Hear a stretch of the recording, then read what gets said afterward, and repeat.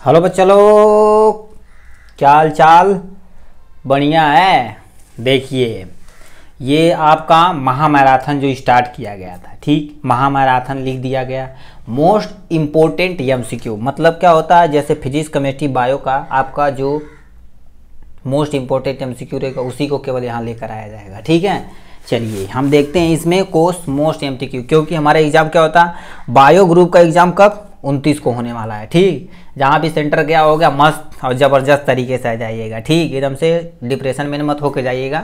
ठीक, जो आपका फेवरेट गाना हो सुनते जाइए, चाहे भोजपुरी, चाहे हिंदी, चाहे आपका इंग्लिश, चाहे कोरियन गाना हो, कोई गाना हो आप सुन के जाइएगा। ठीक है, एकदम से जब मूड फ्रेश रहेगा तो हम एकदम अलग ही तरीके से हम क्या करेंगे, पेश आएंगे। ठीक है, और धड़ाधड़ क्या करेंगे, क्वेश्चन को पढ़ के मारिएगा। धड़ाधड़ हम बोल दिए तो धड़ाधड़ की आँख मूंद के मत मार दिएगा। ठीक, एकदम बढ़िया से एकदम से पढ़िएगा और क्वेश्चन को आराम से लगाइएगा। ठीक, चलिए हम भी क्वेश्चन को क्या करते हैं, एमसीक्यू के जरिए धड़ाधड़ लगाते रहते हैं। ठीक है, ये पहला क्वेश्चन आपके सामने।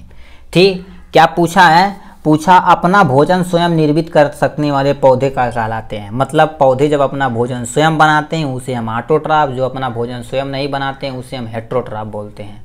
ठीक, अब उसी को क्या करना है, जो अपना भोजन स्वयं बनाते हैं स्वपोषी, जो अपना भोजन स्वयं नहीं बनाते हैं परपोषी। तो ये हमसे पूछा पौधे अपना भोजन कैसे बनाते हैं। पहला ऑप्शन दिया अधिपादन पादप द्वारा, अधिपादप कहलाते हैं या परजीवी कहलाते हैं या मृतजीवी कहलाते हैं या स्वपोषी का। स्वपोषी मतलब क्या होता है, अपना भोजन जो स्वयं बनाते हैं, ये वो हमारे क्या कहलाते हैं, स्वपोषी कहलाते हैं। ये आपका ऑप्शन सही है। नेक्स्ट क्वेश्चन क्या दिया, यूग्लिना, जो आपका अपसेप्शन माना जाता है। यूग्लिना के पास ऐसी कैपेसिटी न तो ये प्लांट में रह सकता है न तो एनिमल में रह सकता है। बहुत खराब आदमी है यार। ठीक, क्यों खराब आदमी है, देखिए इसके पास क्या होता है, प्लांट का बिहेवियर, मतलब कि फोटोसिंथेसिस पिगमेंट क्लोरोफिल प्रेजेंट होता है, प्रेजेंस सनलाइट में अपना भोजन बना लेगा, कोई दिक्कत नहीं है, टेंशन नहीं लेने का। ठीक, यूग्लिना के पास है। और एनिमल की तरफ का बिहेव करेगा, इसके पास सेल वॉल एब्सेंट होता है जो किसका, प्लांट सेल का कैरेक्टर होता है। इसके अलावा हेटेरोट्रॉफ की तरह बिहेव कर सकता है। यूग्लिना किस जगत में रखा जाता है, पहला मोनेरा, प्रोटिस्टा, प्लांटी या एनिमिलिया। तो ये प्रोटिस्टा में रखा जाता है। ठीक है, प्रोटिस्टा में रख दिए। अब क्या पूछा है, पूछा है अपपंकक यानी अवपंक फफूदी को किस में रखा गया है, रखा जाता है। यानी फफूद मतलब क्या होता है, मशरूम होता है। मशरूम खाते हैं ना। ठीक, मशरूम है दिल तेरा।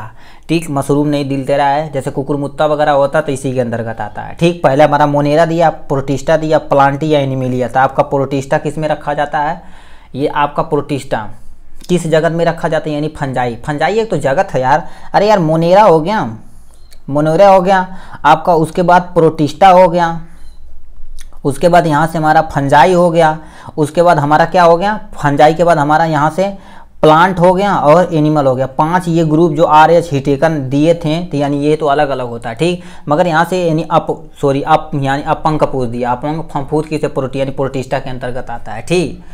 ठीक है, अब यहाँ से टेक्सान क्या होता है, टेक्सान जब आप क्या पढ़ेंगे बाबू, जब आप क्लासिफिकेशन किसी का करेंगे यानी वो तुम्हारा टेक्सॉन कहलाता है। टेक्सॉन कौन सा है, यानी वंश है, कुल है या वर्ग है, या सभी के अंतर्गत, यानी टेक्सॉन मतलब इसमें क्लासिफिकेशन में सभी आएंगे। ठीक, अब हमसे क्या पूछा, होलोजोइक न्यूट्रिशन क्या होता है। होलोजोइक क्या होता है यार, होलोजोइक ऐसा न्यूट्रिशन होता है जो क्या होता है, प्रोटिस्टा व अदर जंतुओं में देखने को मिलता है। ठीक, इसमें क्या होता है, होलोजोइक प्रकार का पोषण पाया जाता है मोनेरा तथा प्रोटिस्टा में, या प्रोटोजोआ या जंतु में, या प्रोटिस्टा या कवकों में, या केवल उच्च वर्गीय जंतुओं में।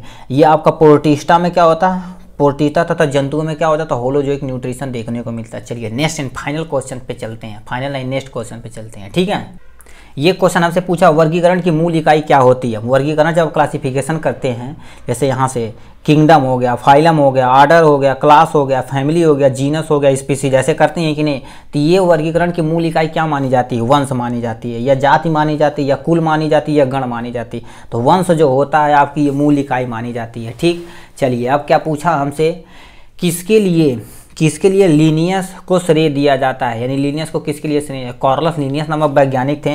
1758 में इन्होंने क्या किया था, द्विनाम पद्धति दिया था। इन्होंने क्या बताया था, द्विनाम पद्धति में एक प्लांट में रखा था और एक एनिमल में रखा था। ठीक, उसके बाद हमारे यहाँ RH हिटेकर यानी RH व्हीटेकर। ठीक है, R.H. हिटेकर नामक वैज्ञानिक आए, तो यानी कितने 1969 में। तो इन्होंने 5 जगत में प्लांट को डिवाइड कर दिया। पहला हमारा यानी मोनेरा था, प्रोटिस्टा था, फंजाई था, प्लांट था, एनिमिलिया था। यानी 5 जगत में यानी डिवाइड करने वाले वैज्ञानिक का नाम R.H. हिटेकर। ठीक, नीचे अभी देखेंगे। तो हमसे पूछा है कॉर्लस लिनियर को श्रेय दिया जाता है द्विनाम पद्धति के लिए, या स्वतंत्र अभिवन के सिद्धांत के लिए, या विचारधारा की उत्पत्ति लक्षण वंशागत हेतु, या आपका सीमाकरण सिद्धांत। आपका द्विनाम पद्धति के लिए कॉर्लस लिनियस के लिए जाना जाता है। ठीक, अब आते हैं R.H. हिटेकर। ठीक, अंडरटेकर नाम रख देना चाहिए था। ठीक, अंडरटेकर हमारे R.H. हिटेकर 5 जगत का वर्गीकरण किया था। यूकैरियोटिक के स्थान पर यानी स्थान दिया था कहाँ, यानी केवल पौध यानी स्थान है केवल 2 जगतों में, 3 जगतों में, या 4 जगतों में, या 5 जगतों में। 2 भी बताए हैं। यहाँ से देखो कार्य 5 जगत बताए थे कि नहीं, R.H. हिटेकर 5 जगत बताए थे, तो यानी 5 जगत ये होता है। ठीक, अब यहाँ से आते विषाणुओं यानी जो वायरस है, वायरस रासायनिक रूप से बने होते हैं किसके, कार्बोहाइड्रेट के, लिपिड के, या न्यूक्लियो प्रोटीन के, या आपका प्रोटीन के बनते हैं। यदि एक्चुअली देखा जाए वायरस तो न तो लिविंग है यानी लिविंग भी नहीं है, लिविंग भी नहीं है, ये न तो नॉन लिविंग है। ठीक, मतलब क्या होता है, ये सजीव तथा निर्जीव के बीच की कड़ी मानी जाती है। Link between living and non living के बीच की कड़ी वायरस मानी जाती है। क्यों, यदि ये आपके हमारे कांटेक्ट में रहेगा तो यानी कि किसी लिविंग ऑर्गेनिज्म के अंतर्गत रहे तो लिविंग की तरह बिहेव करेगा। अब कोरोना मतलब क्या होता है, जैसे यहाँ से मान लेते वायरस यहाँ पर ज़मीन पर पड़ा हुआ तो नॉन लिविंग की तरह बिहेव करेगा। ठीक, नॉन लिविंग की तरह बिहेव करेगा, तो यानी इसीलिए क्यों क्या माना जाता है, ये न तो लिविंग है न तो नॉन लिविंग। चलिए नेक्स्ट क्वेश्चन देखते हैं। ठीक है, चलिए ये क्वेश्चन साइनोफेज की खोज की है। साइनोफेज किसने की थी, जैकब तथा मोनार्ड ने, या लेडरबर्ग या तथा टाटम ने, या लेडरबर्ग तथा जिंडर ने, या आपके सेफरमैन या मैरिस ने। तो आपके सेफरमैन और तथा मैरिस नामक वैज्ञानिक थे जिन्होंने साइनोफेज की खोज की थी। ठीक, चलिए नेक्स्ट क्वेश्चन देखते हैं। पूछा है एक जंतु विषाणु में RNA नहीं होता है।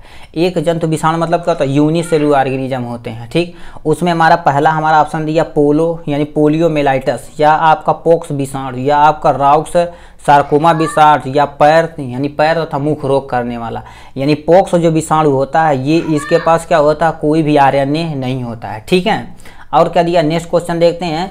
पूछा हमसे सबसे छोटा RNA विषाणु यानी सबसे छोटा RNA विषाणु क्या है, विषाणु जाने जाता है किसमें, आर्को विषाणु, या आपका राइबो विषाणु, या आपका पिकार्नो विषाणु, या आपका रियो विषाणु। तो आपका पिकार्नो विषाणु जो होता है सबसे छोटा RNA उसमें पाया जाता है। ठीक है, ये देखते हैं। पूछा है बैगन तथा भिंडी में छोटी पत्तियों का रोग होता है। बैगन और पीटी में क्या होती है, कभी कभी पत्तियां क्या होती है, छोटी हो जाती है। किसके कारण से होता है, विषाणुओं द्वारा, या जीवाणुओं द्वारा, या कवकों द्वारा, या TMB यानी तंबाकू मोज़ेक वायरस द्वारा। किसके द्वारा होता है, ये TMB जब लग जाता है जिसे हम तंबाकू मोज़ेक वायरस कहते हैं, इससे क्या होती है, बैगन तथा भिंडी की पत्तियाँ क्या हो जाती है, छोटी हो जाती है। ठीक, चलिए नेक्स्ट क्वेश्चन देखिए। पूछा घाव के ट्यूमर विषाणु में मिलता है, यानी कोई घाव लग जाता है उसके ट्यूमर में विषाणु मिलता है।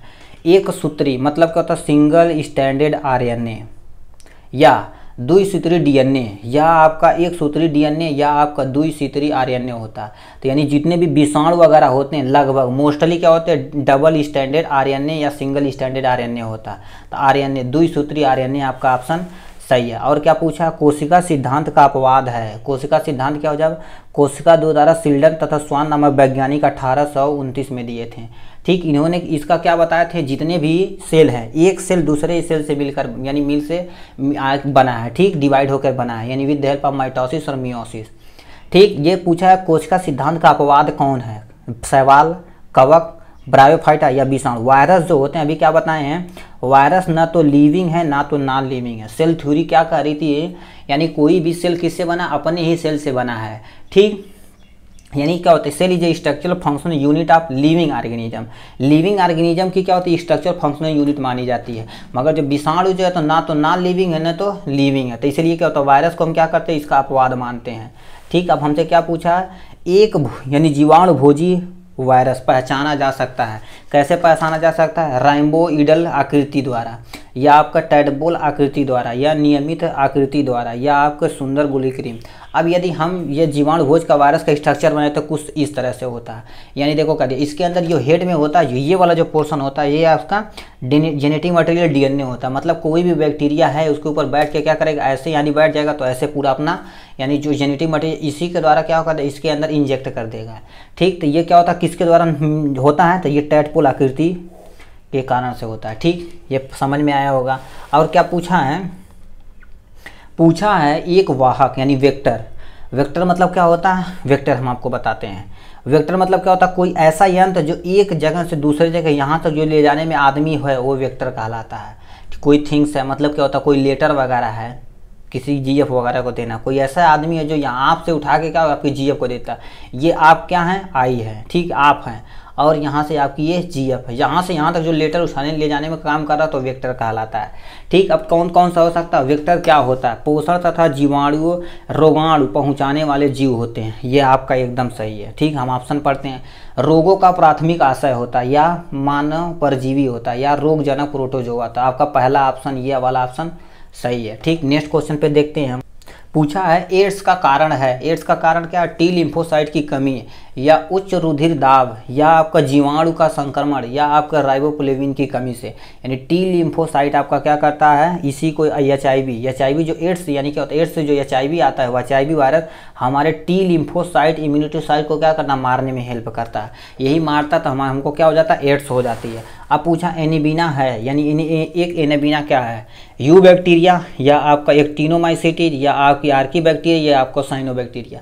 यानी एनीबिना एक तरह का साइनोबैक्टीरिया है। ठीक, ये साइनोबैक्टीरिया के अंतर्गत आता है। ठीक, अब पूछा कौन सा जीवाणु सबसे सूक्ष्म होता है, कौन सा जीवाणु सबसे सूक्ष्म होता है, जीवाणु होता है या क्लोमाइडोमोनास होता है या अमीबा होता है, यूग्लिना। जो जीवाणु होता है सबसे सूक्ष्म माना जाता है इस दुनिया पे।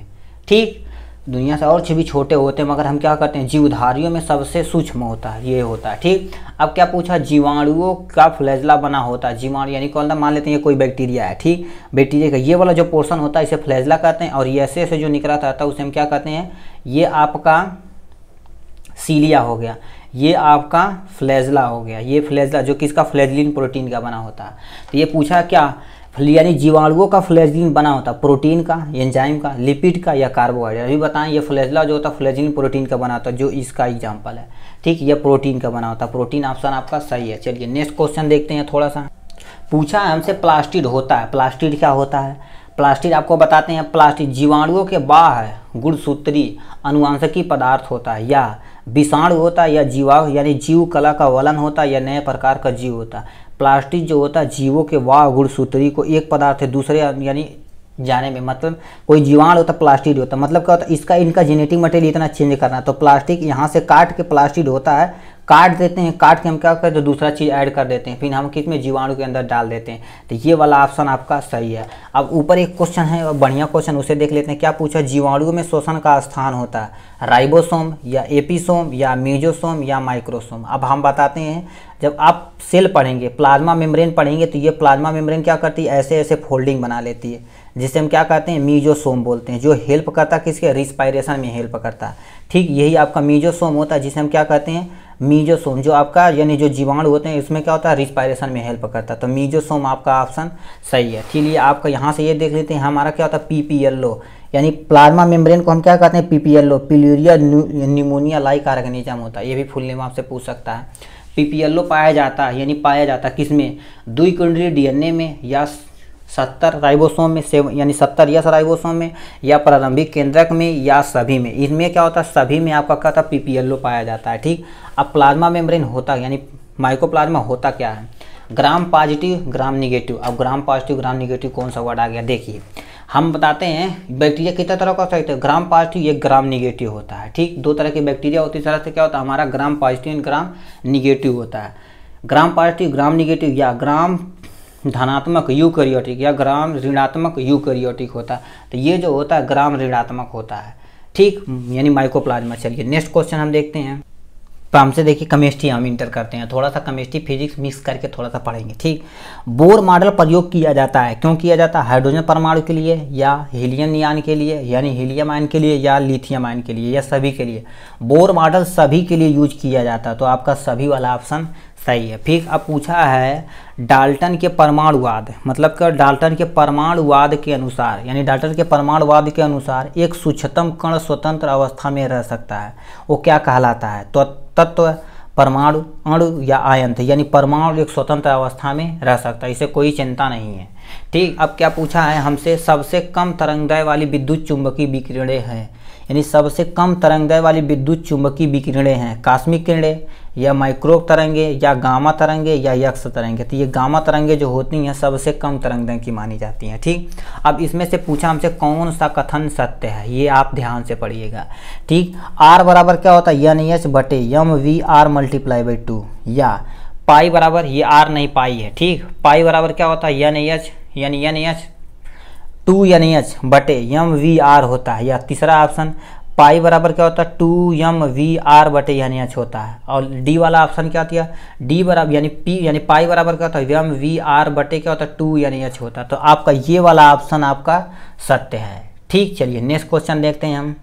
ये हमसे क्वेश्चन पूछा है किसी विकर्ण की ऊर्जा तथा आवृत्ति के मध्य संबंध होता है, मतलब क्या होता है किसी ऊर्जा आवृत्ति के मध्य संबंध किसने बताया था, बोर ने बताया था या डी ब्रोगली ने बताया था या रदरफोर्ड ने बताया था या प्लैंक ने बताया था। डी यानी क्या होता बोर जो थे यानी बोहर नामक यानी बोर जो थे इन्होंने क्या था ऊर्जा तथा आवृत्ति में संबंध बताया था। ठीक, अब इसमें से पूछा कौन सा मिलान सत्य है, इसमें से कौन सा मिलान सत्य है। चलिए आते हैं देखते कौन, द्रव्यमान यानी स्पेक्ट्रोग्राम चैडविक ने दिया था, ये गलत है। परमाणु क्रमांक किसने दिया था, मोजले नामक वैज्ञानिक, ये आपका सही है। न्यूट्रॉन किसने, मिल्टन, ये भी हमारे डिस्कवर नहीं किए थे। इलेक्ट्रॉनों का आवेश की माप एंगस्ट्रॉम में करते हैं, ये एंगस्ट्रॉम में नहीं करते हैं। ठीक, तो ये वाला ऑप्शन आपका बी वाला ऑप्शन आपका सही है। ठीक, बी वाला ऑप्शन। चलिए नेक्स्ट क्वेश्चन देखते हैं। और चलिए पूछा है सोडियम आयन सम आयनिक इलेक्ट्रॉन होता, सम इलेक्ट्रॉनिक होता, यानी पूछा सोडियम आयन सम इलेक्ट्रॉनिक है किसके, लिथियम से, मैग्नीशियम से, कैल्शियम से या बेरिलियम से, यानी सॉरी हाँ बेरिलियम से। ठीक, अब हम इस सम इलेक्ट्रॉनिक निकालने के लिए क्या होता है, जिसमें समान इलेक्ट्रॉन है उसे सम इलेक्ट्रॉनिक बोलते हैं। देखो सोडियम कितना होता है 11, तो 11 एक पॉजिटिव है, इसमें से यदि करेंगे तो कितना हो जाएगा 10 आ जाएगा कि नहीं। अब आते हैं किस पे, मैग्नीशियम कितना होता है 12, 12 में से 2 यदि निकालेंगे तो कितना आ जाएगा 10 आ जाएगा। तो यानी इलेक्ट्रॉनों की संख्या समान है कि नहीं, ऐसा जिसमें इलेक्ट्रॉनों की संख्या समान और सम इलेक्ट्रॉनिक कहलाता, तो ये आपका ऑप्शन सही है। ठीक, इसी तरह से कुछ भी ये भी निकाल सकते हैं, ये भी निकाल सकते हैं। ठीक, आपके लिए यानी बता दिए। अब यहाँ से क्या बता दिए, जब 3D कक्षक पूर्ण हो जाते हैं तो इलेक्ट्रॉन किस में प्रवेश करते हैं। आप बाउ का नियम आप पढ़िएगा, तो यहाँ से हम बताते हैं। ठीक, छोटा सा बना देते हैं, यदि समझ में आ जाएगा तो बहुत बहुत धन्यवाद। यानी 1s 2s 3s 4s, यानी sp यानी 2p 3p 4p। अब यहाँ से sp d 3d 4d और यहाँ से 5d आंसर कर दीजिए, यहाँ से 4f। अब ऐसे ऐसे यदि करेंगे आप, ऐसे ऐसे करते चले जाइए। ठीक, तो हमसे पूछा है 3D कक्षक पूर्ण हो जाने पर नया इलेक्ट्रॉन किस में, 3D पे आते हैं। ठीक, 3D इस पे यदि भर जाएगा तो यहाँ पे देखो कर दिए, इसमें से यदि आप यहाँ से आप इसमें इंटर कीजिए, यहाँ से देखो कर दिए, यहाँ से यदि जाते हो तो यहाँ से इंटर 3D, तो हमारा 4p ऑप्शन कहीं दिया, तो ये आपका 4p आंसर हो गया। ठीक, अरे बाबू नहीं समझ है, यहाँ तुम बताओ क्या होता है 3p में से 4s चले गए, 4s में से उठ के यहाँ से जाओगे, जब तुम यहाँ से जाओगे इसी लाइन में इंटर करोगे ना, इसी लाइन में, तो 3d के बाद कितना 4p आता है कि नहीं, तो 4p ऑप्शन आपका सही है कि नहीं, 4p ऑप्शन आपका सही है। ये अफवाह का नियम है। ठीक, पूछा है स्कैडियम। ठीक, स्कैडियम के लिए, स्कैडियम 21 के लिए बाह्य इलेक्ट्रॉन के लिए क्वांटम संख्या का मान कितना होता है। अब क्वांटम संख्या का मान कितना होता है, यानी n इक्वल टू 2 या l इक्वल टू 2 हो सकता है। ठीक, या आपका क्या हो सकता है, यानी n इक्वल टू 3 या l इक्वल टू 3, या n इक्वल टू 3 या l इक्वल टू 2 हो सकता है, या n इक्वल टू 2 या l इक्वल टू 3 होता था। ये वाला जो ऑप्शन सी वाला ऑप्शन है, ये आपके लिए स्कैडियम के लिए सत्य है। चलिए नेक्स्ट क्वेश्चन पे देखते हैं हम। चलिए ये हम और देख लेते हैं कुछ क्वेश्चन। ठीक है, क्या पूछा है, शून्य परमाणु यानी शून्य परिणामी उत्पन्न करने के लिए समान परिमाण के समान सदिकों की तुलना यानी न्यूनतम संख्या कितनी हो सकती है, 2 हो सकती है, 3 हो सकती है, 4 या इससे अधिक। मतलब क्या कर रहे हैं, शून्य यदि उत्पन्न करना है तो 2 होना चाहिए, यानी 2 सदिश होना चाहिए, तो आपका 2 आपका ऑप्शन सही है। ठीक, ये नेक्स्ट क्वेश्चन क्या पूछा, यदि 2 बलों का सदिश योग यानी कोई 2 बल का सदिश योग उसके सदिश अंतराल के लंबवत है तो इस स्थिति में बल होंगे क्या होंगे, परस्पर बराबर होंगे, या परिमाण से परस्पर बराबर होंगे, या परिमाण के परस्पर बराबर नहीं होंगे, या इनमें से कोई नहीं, परिमाण के लगभग क्या हो जाएंगे, परस्पर बराबर रहेंगे। ठीक, दोनों बलों का सदिश ये बराबर हो जाएगा। ठीक, अब यहाँ से क्या क्वेश्चन, ऐसे ही क्वेश्चन ये इस तरह से क्वेश्चन ज़्यादा पूछता है। क्या पूछा है, 2 सदिश वेक्टर ए और वेक्टर बी के परिमाणों का गुणनफल 12 है, ठीक, ये हम क्या कौन दूसरे बार बता रहे हैं, ठीक है, दूसरे बार बता रहे हैं। देखिए वेक्टर ए तथा वेक्टर बी का सदिश गुणनफल 3 यानी 6√3 है। तो यानी वेक्टर ए तथा वेक्टर के बीच का कोण कितना होगा, 30 डिग्री, 45 डिग्री, या यानी कितना 90 डिग्री या 180 डिग्री। आपके लिए यहाँ से देखो करिए, इसे यदि सॉल्व करेंगे वेक्टर ए वेक्टर बी बराबर क्या होता है, ए बी कास थीटा होता है।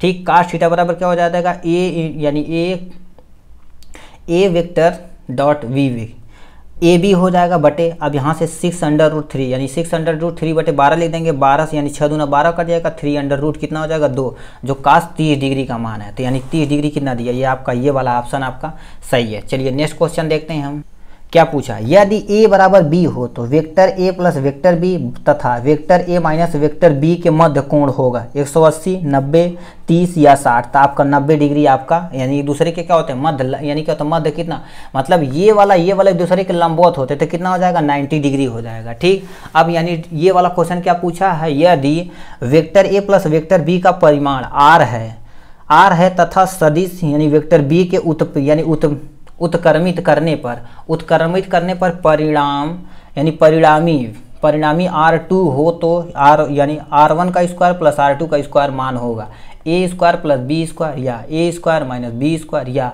2 अब ब्रैकेट में a square plus b square, दूसरा यानी लास्ट ऑप्शन क्या दिया है यानी 2a square minus b square. इसके लिए आपको ऐसे सॉल्व करना पड़ेगा। ठीक, देखिए करिए, vector a plus vector b R1 मान लिया। ठीक, R1 इक्वल टू यानी वेक्टर ए का स्क्वायर प्लस बी का square plus 2ab cos theta, ये फार्मूले से है। ये प्लस के लिए, माइनस के लिए यदि हम सॉल्व करेंगे तो ये भी आ जाएगा। तो दोनों समीकरण को ऐड करेंगे तो हमारा क्या होता है R1 प्लस R2 का यानी कितना आ जाएगा 2 के साथ आ जाएगा। तो ये 2 यहाँ से उतार दे देंगे। ठीक, तो ये वाला ऑप्शन आपका सत्य है।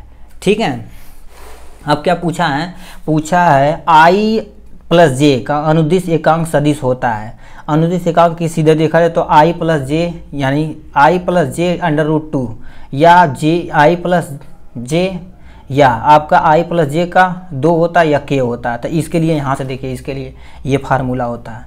ठीक, यदि इस फार्मूले से लगाएंगे तो कितना आंसर आएगा, इतना आंसर आएगा। ठीक, अब उसके बाद क्या पूछा, समान परिमाण, ये देखिए क्या दिया यहाँ से, समान परिमाण के 2 सदिशों का परिणामी इनमें से एक के बराबर है तो सदिशों के मध्य कोण कितना होगा। सदिशों के मध्य कोण कितना हो, 30 डिग्री, 60 डिग्री, 90 डिग्री या 120 डिग्री। इसके लिए देखो क्या यहाँ से फार्मूला R बराबर √a square plus b square plus 2ab cos theta ये होता है। तो a बराबर कितना हो जाएगा, a का स्क्वायर प्लस a का स्क्वायर, दोनों बराबर हैं तो a का स्क्वायर प्लस a का स्क्वायर बराबर 2a का स्क्वायर कास थीटा। तो यानी 1 और 2 यानी 2a स्क्वायर हो जाएगा। और क्या हो जाएगा यहाँ से 1 प्लस कितना हो जाएगा, यहाँ से 2 का 2 यहाँ से लिख दिए यानी कास थीटा हो जाएगा। तो आपको इसे यदि सॉल्व करेंगे तो कास थीटा बराबर 1 बटे माइनस कितना हो जाएगा 1/2 जो 120 डिग्री का मान है। तो 120 डिग्री आपका आंसर सही है। ठीक, चलिए नेक्स्ट क्वेश्चन देखते हैं। ये देखिए, आप देख लेते दोबारा 120 डिग्री। ठीक, ये इधर सोल्यूशन दे रखा है। ठीक, ये देखिए पूछा बिलियन अभ्र कक्ष में निम्नलिखित में से कौन सा चिन्ह नहीं छोड़ता, इलेक्ट्रॉन, प्रोटॉन, अल्फा कण या न्यूट्रॉन। मतलब क्या होता है, कोई विल्सन अभ्र कक्ष में निम्नलिखित में कौन सा कोई चिन्ह नहीं छोड़ता। कौन सा ऑप्शन सही है, इलेक्ट्रॉन, प्रोटॉन, न्यूट्रॉन या अल्फा कण। इलेक्ट्रॉन कभी नहीं छोड़ता है चिन्ह। ठीक, अब क्या पूछा है, किसी रेडियो एक्टिव तत्व की अर्ध आयु काल 6 यानी 1650 वर्ष है, उसकी यानी औसत काल यानी औसत आयु क्या होगी। तो आपका यानी 2476 वर्ष या 2376 वर्ष या 3300 या 825 वर्ष। तो आपका ये वाला ऑप्शन यानी 2376 वर्ष सही है। ठीक है। ठीक, अब यहाँ से क्या पूछा है, नाभिकीय संलयन का उदाहरण है। नाभिकीय संलयन में कौन सा उदाहरण है, 5B10 होता है। यदि हीलियम इसे हम डाल के इसे ऐसे रिएक्ट कराएं तो ये होगा या ये आपका ऑप्शन होगा या ये होगा या ये होगा। कौन सा ऑप्शन, इसमें से बी वाला ऑप्शन आपका नाभिकीय संलयन का उदाहरण है। ठीक, नाभिकीय संलयन में जो हाइड्रोजन बम वगैरह बनाते हैं इसी पे सिद्धांत पे काम करता है। ठीक, अब क्या पूछा, नाभिकीय क्रिया में यक्स, जो ये यक्स है क्या माना जाएगा। देखो कर दिया, यहाँ से 7 यानी कि 7 N 4 14 हो गया। यहाँ से एक हाइड्रोजन को हमने ऐड कर दिया, क्या हो जाएगा, ऑक्सीजन हो जाएगा, ऑक्सीजन में कन्वर्ट हो जाएगा। तो यहाँ पर क्या निकलेगा, हाइड्रोजन निकलेगा, यानी 1H N निकलेगा, या 0N1 निकलेगा, या आपका लेमडा निकलेगा, या ये आपका ये वाला निकलेगा।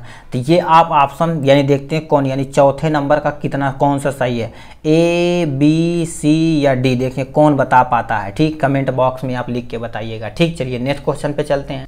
पूछा हमसे, देखिए 27 CO7 रेडियो एक्टिव है क्योंकि इसकी इलेक्ट्रॉन, इसमें परमाणु संख्या उच्च होती है, या N और P अनुपात उच्च होता है, या N और P अनुपात उच्च होता है, ये P और N है, N और P अनुपात उच्च होता है, या इलेक्ट्रॉन और प्रोटॉन यानी अनुपात उच्च होता है। तो इसमें क्या होता है, इसमें यदि रेडियो एक्टिव तत्व क्यों होता है, क्योंकि इसमें क्या होता है, यानी नाइट्रोजन और यानी क्या होता है, न्यूट्रॉन और प्रोटॉन की यानी कि अनुपात कितना होता है, उच्च होता है। तो ये वाला ऑप्शन आपका सही है। ठीक, अधिकतम अस्थाई नाभिक है, मतलब क्या होता है, ये इसमें से कौन सा ऐसा है जिसमें अधिकतम अस्थाई है, ए ऑप्शन, बी ऑप्शन, सी और डी ऑप्शन। ठीक, देखिए अधिकतम अस्थाई है यू यानी यूरेनियम 238, यूरेनियम 235 यानी पीबी, लेड जो होता है आपका 206 या बिस्मिथ 209। तो आपका ये जो होता है सबके अस्थाई तत्व माना जाता है, यानी सबके अस्थाई नाभिक माना जाता है। ठीक, यानी देखते हैं आप क्या, न्यूक्लियन में नाभिक बनाने के साथ होती है, न्यूक्लियन में नाभिक बनने के साथ क्या होती है, द्रव्यमान में कमी होती है,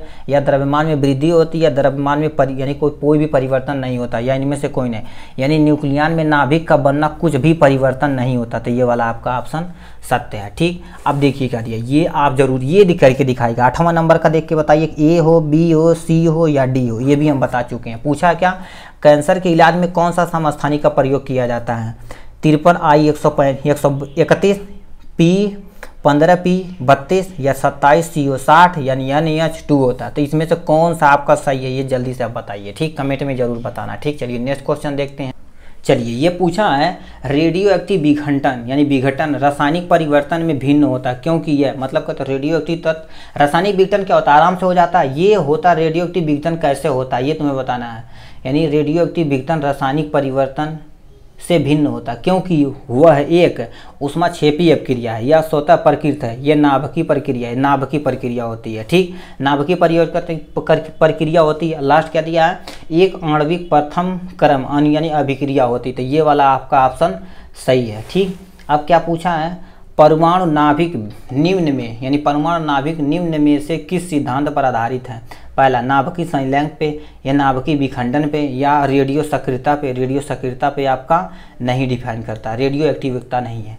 ठीक, अब क्या पूछा, नाभिकीय विखंडन। नाभिकीय विखंडन में तो जो परमाणु वगैरह हाइड्रोजन बम वगैरह बनाया जाता है इसी के सिद्धांत पे बनाया जाता है। तो यानी परमाणु इस पे आपका ये सत्य है, मगर हमें क्या नाभिकीय विखंडन या संलयन दोनों, तो ये आपका ये वाला ऑप्शन आपका सही है। ठीक, अब देखिए नेक्स्ट क्वेश्चन देखते हैं। ये क्वेश्चन हम देखते हैं, ये विद्युत वाले क्वेश्चन से, इससे भी क्वेश्चन आता है। पूछा, विद्युत क्षेत्र ई में पी आघूर्ण वाले द्विध्रुव पर लगने वाला वैद्युत बल क्या हो सकता है, P × E यानी P यानी vector P dot vector E, या vector E cross vector B, या शून्य हो सकता है, या vector E cross vector B हो सकता है। तो ये वाला ऑप्शन आपका सत्य है।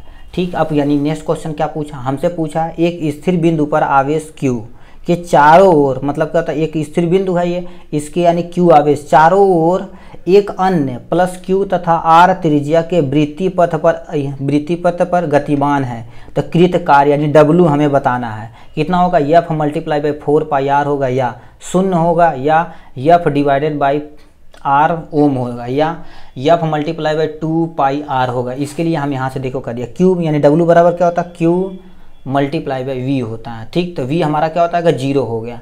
ठीक, 0 हो जाएगा तो हमारा क्या होता है, W भी 0 हो जाएगा। तो आपका ये शून्य वाला ऑप्शन आपका सही है।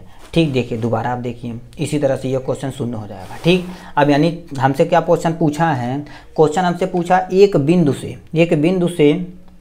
32 मीटर यानी 4 मीटर दूरी पर दूर स्थित दूसरे बिंदु तक 10 कूलाम आवेश को ले जाने में 4 जूल कार्य किया जाता है। तो यानी इनके बीच विभवांतर भी हमें बताना है। ठीक, तो पहले हमारा 2 × 10⁻⁴ वोल्ट, या 4 × 10⁻2 वोल्ट, या आपका 4 वोल्ट, या 4 × 10⁻1 वोल्ट होता है। तो इसके लिए यानी W हमें कितना दे रखा है, यहाँ से देखो हम बताते चलते हैं। W हमारा कितना दे रखा है, यहाँ W हमारा 4 लिख दिए, Q बराबर कितना दे रखा है 10 कूलाम, तो 10 कूलाम हमने यहाँ पर लिख दिया।